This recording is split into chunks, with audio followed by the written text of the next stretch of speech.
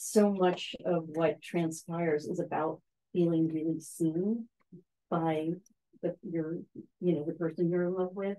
And that is such a universal thing that if we're going to get to the like censorship aspect, like when I was reading the book, I was just like, why would anyone want to censor this? It's so beautiful, and it's beautifully written, and it's beautiful in terms of love and what love really means. I was highlighting like crazy because you have such a gift of describing love, and yeah, it just was very frustrating to me that people might just think, oh, well, this is, about LGBTQA or, a trans person, and so we should ban it, when it's really,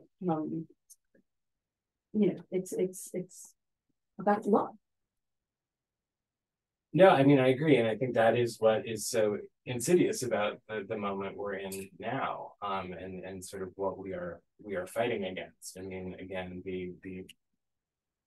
there is a positive and negative way to look at things. And I like to articulate both at once, but so if people are not familiar, now the tally is for the previous school year, the one that ended last summer. There have been over 2,500 different titles that have been challenged in every state in America, although 40% of the challenges are in Florida. But I will also point out that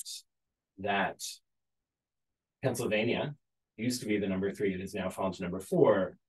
Not a state you think of as being, the hotbed of the same kind of madness that's in Florida and Texas, but there are lots of challenges there. So it's not just a red state, blue state thing.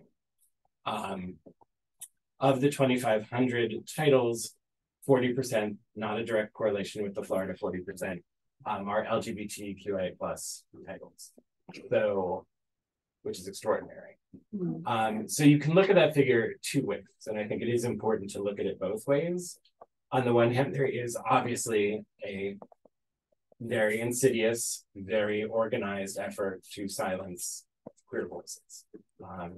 And they are going all out to stop them.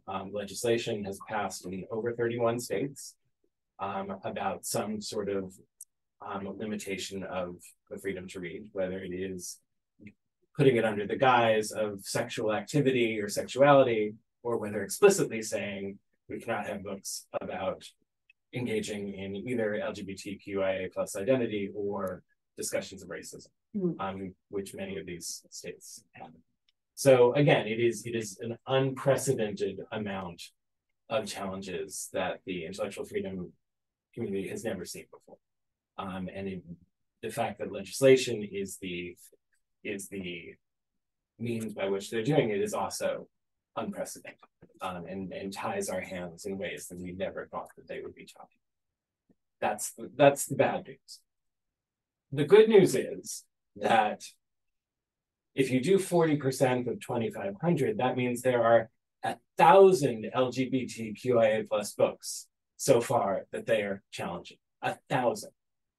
And that is something you cannot put back in the closet or back in the bottle, whatever your metaphor is, that it used to be they would pick on the same 20 books all the time because those were the 20 books that were the ones that they were afraid of.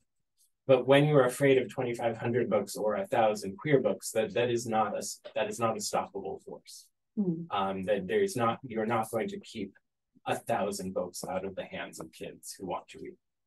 So there is some strength in numbers here, even though, again, it is insidious. And I don't want to say there's too much of a bright side because it is dark times, but I'd much rather know that the authors and the publishers are doing their job to put these voices out there, rather than have it be that we only have a few books that we're defending.